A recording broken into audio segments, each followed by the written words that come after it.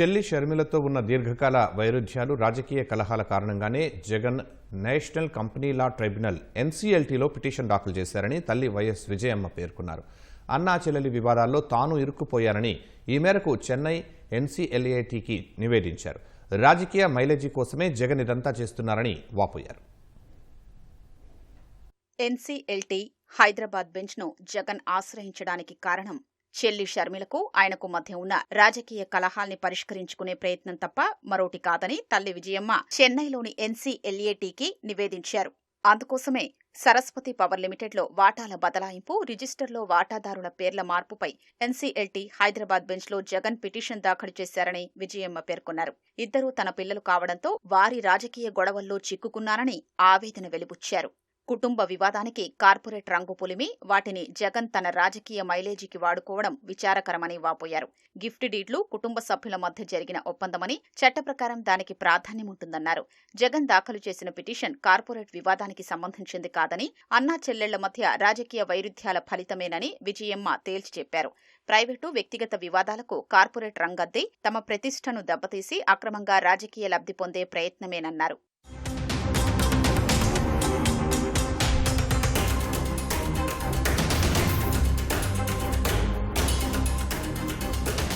విజయమ్మ, జనార్దన్ రెడ్డిల పేర్లతో వాటాల్ని బదలాయిస్తూ Saraswati power board తీర్మానాన్ని, దీని ప్రకారం రిజిస్టర్లో సభ్యుల పేర్లను మార్చడాన్ని సవాల్ చేస్తూ జగన్, భారతిరెడ్డి క్లాసిక్ రియాల్టీలో హైదరాబాద్ ఎన్సీఎల్టీలో పిటిషన్ దాఖలు చేశారు. దీనిపై విచారించిన ఎన్సీఎల్టీ వాటాల బదలాయింపును రద్దు చేస్తూ జగన్ తదితరుల పేర్లను పునరుద్ధరించాలంటూ జూలై 29న తీర్పు వెలువరించింది. హైదరాబాద్ ఎన్సీఎల్టీ ఇచ్చిన తీర్పు చట్టవిరుద్ధమని, దాని అమలును నిలిపివేస్తూ ఉత్తర్వులు జారీ చేయాలని కోరుతూ చెన్నైలోని ఎన్సీఎల్ఏటీలో విజయమ్మ అప్పీల్ దాఖలు చేశారు.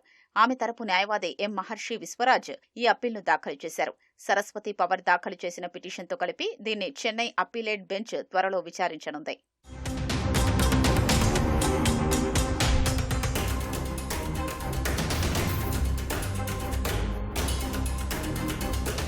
సరస్వతి పవర్లో తాను ప్రధాన వాటాదారునేనని చెన్నైలోని ఎన్సీఎల్ఏటీలో దాఖలు చేసిన అప్పీల్లో విజయమ్మ స్పష్టం చేశారు.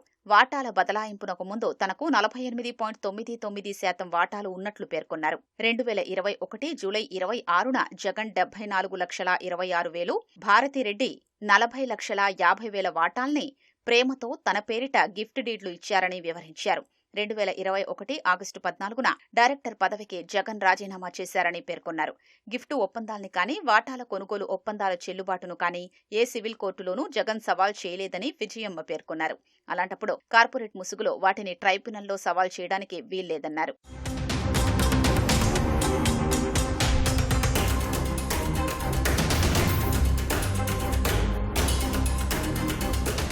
ఒరిజినల్ వాటా సర్టిఫికెట్లు తన వద్దే ఉన్నాయంటున్న జగన్ ఎన్సీఎల్టీలో పిటిషన్ వేసిన సమయంలో జత చేయలేదని, తాను కౌంటర్ వేశాకే వాటిని సమర్పించారని విజయమ్మ తెలిపారు. పిటిషన్ వేసినప్పుడే ఎందుకు సమర్పించలేదన్న దానిపై స్పష్టత లేదన్నారు. చట్టబద్ధంగా ఏర్పడిన సరస్వతి కంపెనీని అనవసరంగా జగన్ వివాదంలోకి లాగారని ఆక్షేపించారు. వాస్తవాల్ని పరిశీలించడంలో ట్రైబ్యునల్ విఫలమైందని విమర్శించారు. చెన్నైలోని ఎన్సీఎల్ఏటీలో అప్పీల్ పెండింగ్లో ఉండగా ట్రైబ్యునల్ ఉత్తర్వుల్ని అమలు చేస్తే సెటిల్ కాని 99.75% వాటా అస్తవ్యస్తమవుతుందని విజయమ్మ ఆందోళన వెలిబుచ్చారు.